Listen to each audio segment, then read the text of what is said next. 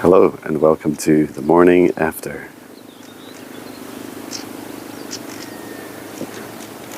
What a beautiful morning to wake up to.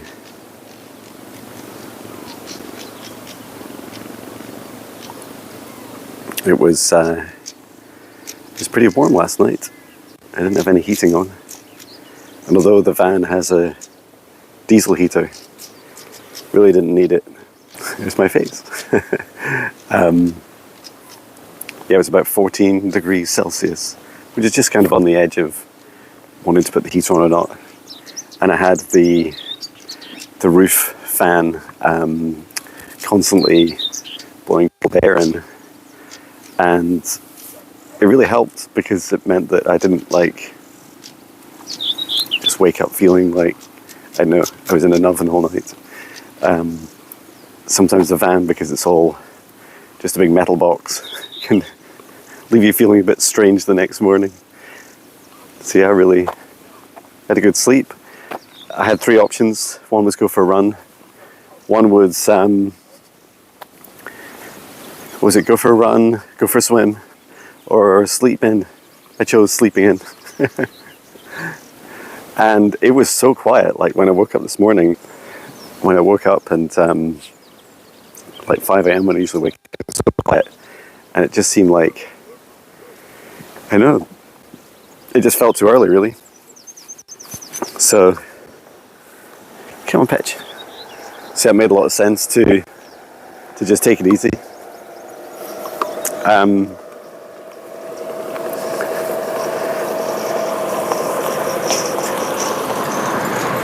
what I loved was, well, I loved a quiet sleep.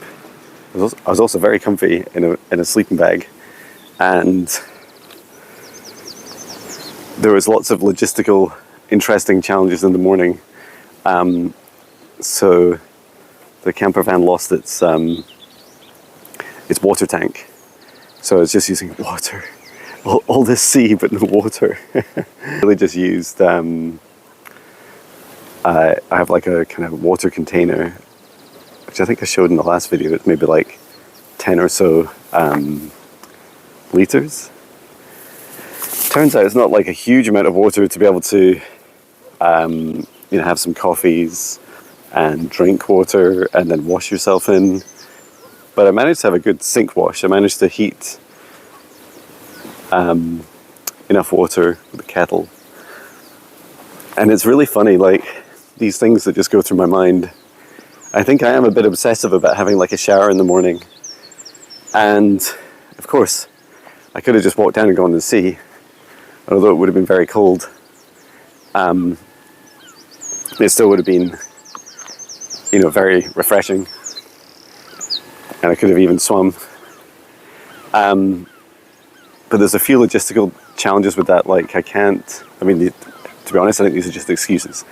But you can't do things like lock the van and have the key on you when you head down to the water, because I don't have like a wee bag for that. So that's something I need to get, like something I can go swimming with, a bag I can really trust. I can put a key in, and then a butterfly. To look after Patch, and the tide's out at the moment, which makes it a wee walk down to the water and back. So I think some small tweaks can make a big difference. I'd really love to go swimming. I mean, even just the shock and entertainment value of seeing me going in what feels like the freezing North Sea would be funny. I just had a sink wash this morning. It's so funny, like it takes me so long. I feel like, I don't know, like some sort of alien that's never washed before. I had to boil the kettle. It took about 20% of my batteries to almost boil a full kettle. Pour water from the water tank into the sink. It was cold water, mix it with the boiling hot water, try and get it right. Use just a small amount of shampoo so I didn't end up having this super soapy water. This is probably too much information, but I'm more sharing the human experience of the thought process. And so when you do see me being braver and doing harder challenges, like not just sleeping in, instead of running or swimming, then you'll see the place I'm coming from, right? And that's a lot of what this, maybe this is like the whole purpose of my kind of world tour, as I'm branding it, even though it's like a series of short trips. The point is that it's by myself with Patch the dog, and that I'm learning more about myself as I do these trips. And one of the fishing boats is just going up to rocks here. I wonder if it's collecting. Let's zoom in and see what it's doing.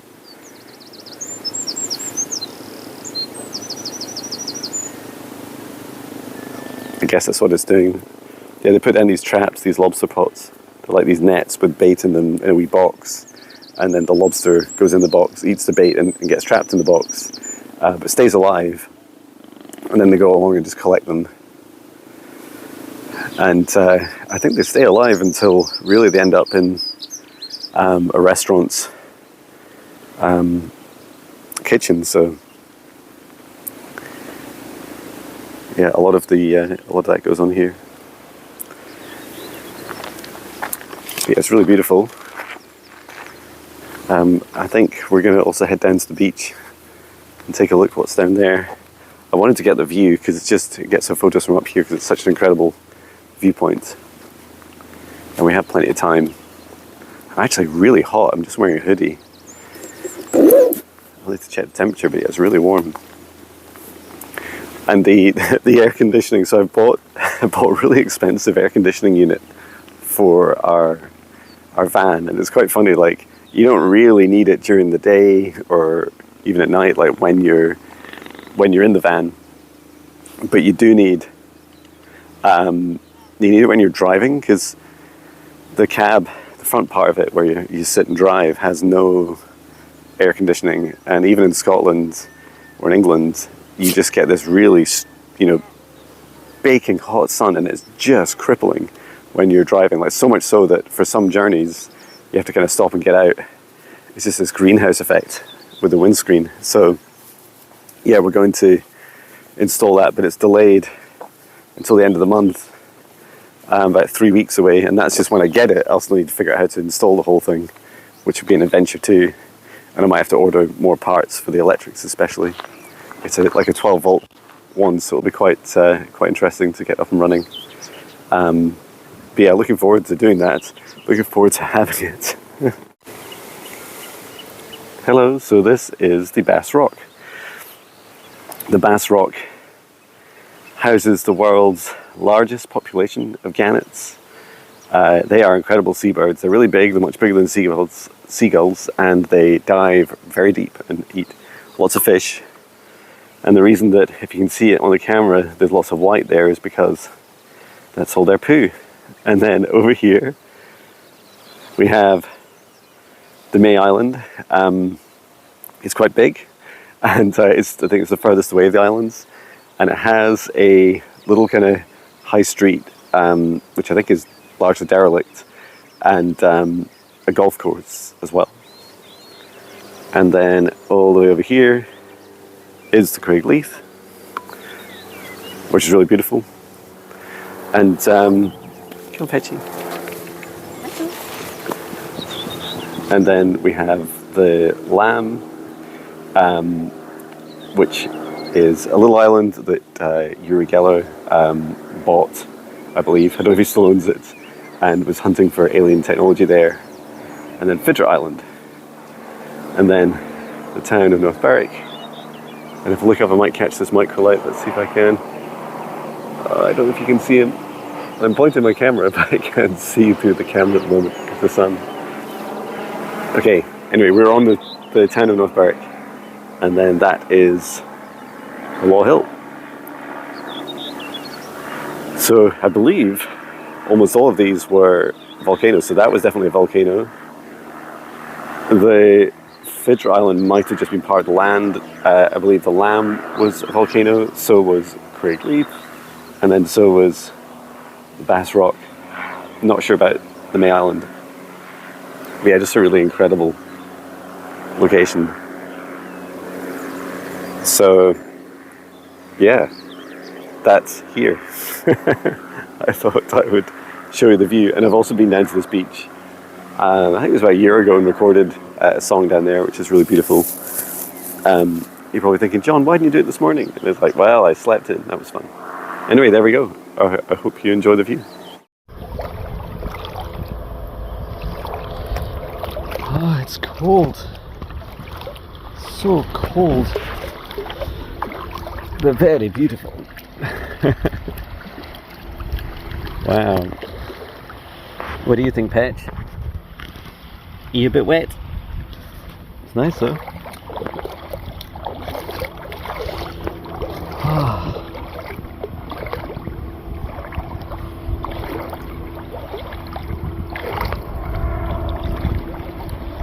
Wow.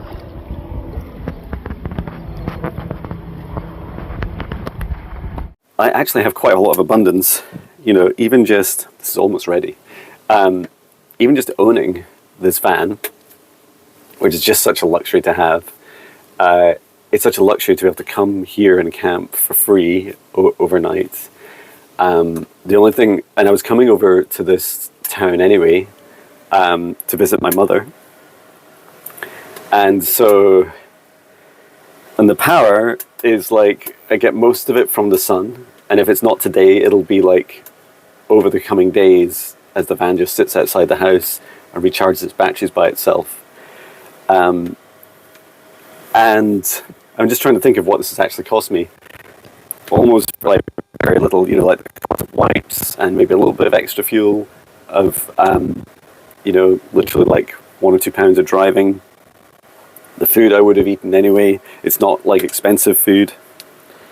Is this almost done? I'm just going to let it go a little bit harder. So yeah, just feeling really grateful for what I have.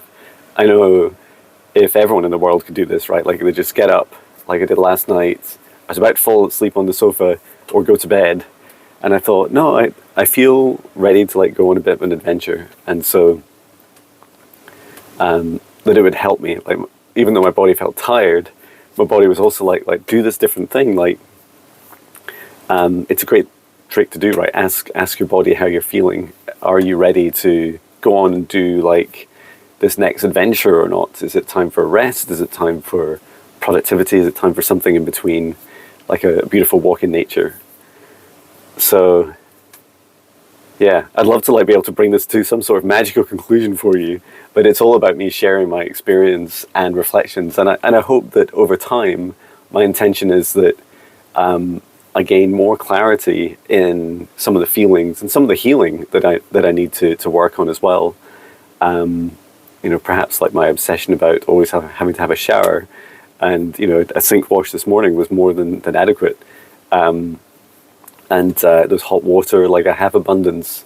And perhaps it's like about seeing the abundance in unusual places, you know, like the sun and solar energy, being able to integrate, you know, great fun trips like this along with other activities I'm doing. So yeah, I hope this finds you well.